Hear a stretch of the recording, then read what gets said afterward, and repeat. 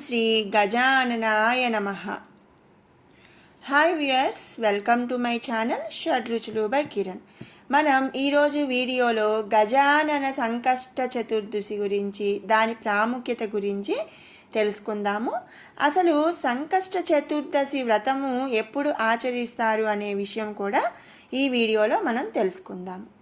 అందరూ కూడా ఈ వీడియోని స్కిప్ చేయకుండా చూడండి. అలాగే మొదటిసారి ఎవరైనా మన వీడియోని చూస్తుంటే కనుక సబ్స్క్రైబ్ చేసుకోండి. ఇలాంటి మరిన్ని వీడియోస్ అప్డేట్ అనేవి వస్తాయి.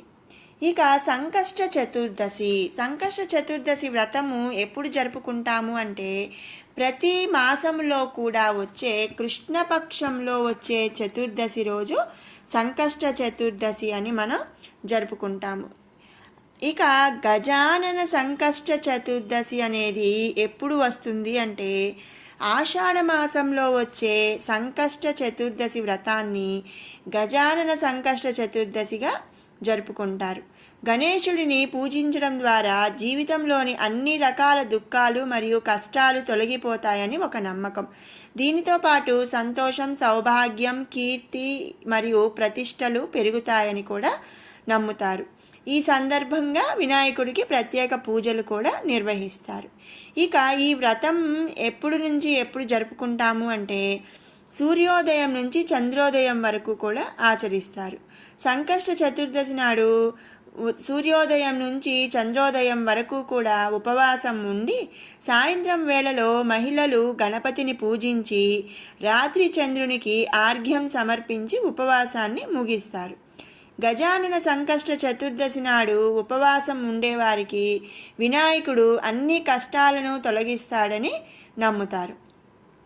ఇక ఈ గజానన సంకష్ట చతుర్దశి పూజా విధానం, ప్రాముఖ్యత విషయానికి వస్తే, ఆషాఢ మాసంలో గజానన సంకష్ట చతుర్దశి జరుపుకుంటాము.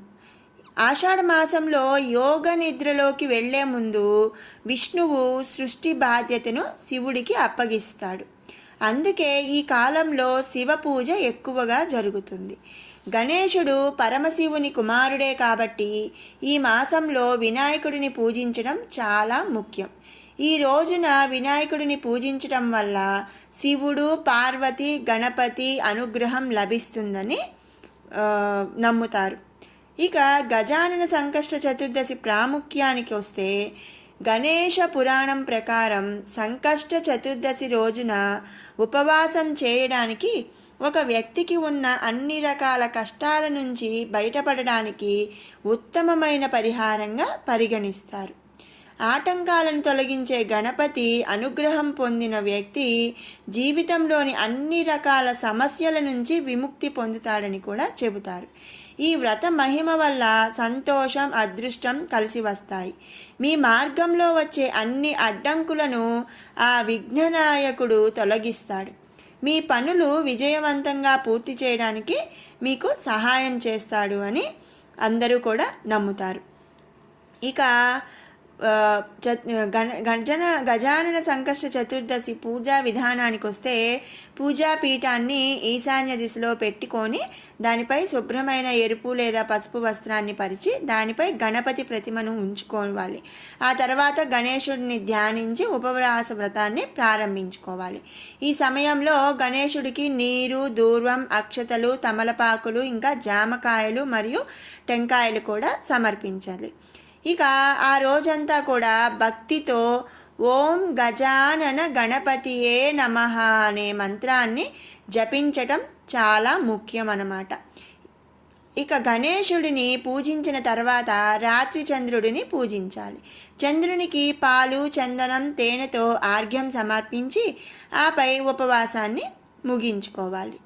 ఈ గజానన సంకష్ట చతుర్దశి పూజ చేయటం వల్ల ఎవరైనా సరే వాళ్ళు కోరుకున్న కోరికలు నెరవేరుతాయి. అలాగే మంచి సంతానం కలుగుతుంది. ఇక జీవితంలోని అన్ని సమస్యలకు కూడా పరిష్కారం లభిస్తుంది అని అందరూ కూడా నమ్ముతారు. విన్నారు కదా, గజానన సంకష్ట చతుర్దశి ఎప్పుడు జరుపుకుంటాము, దాని ప్రాముఖ్యత ఏమిటి అనేది అందరూ కూడా ఆ గజానన సంకష్ట చతుర్దశి రోజు ఆ గణపతిని పూజించుకొని అలాగే ఇక్కడ చెప్పిన మంత్రాన్ని జపించి ఆ విఘ్న వినాయకుడి అనుగ్రహాన్ని పొందాలి అని చెప్పి ఆశిస్తున్నాను. ఈ వీడియో మీకు నచ్చినట్టయితే లైక్ చేయండి, షేర్ చేయండి. అలాగే మరిన్ని అప్డేట్స్ కోసం మన ఛానల్ని సబ్స్క్రైబ్ చేసుకోండి. Thanks for watching.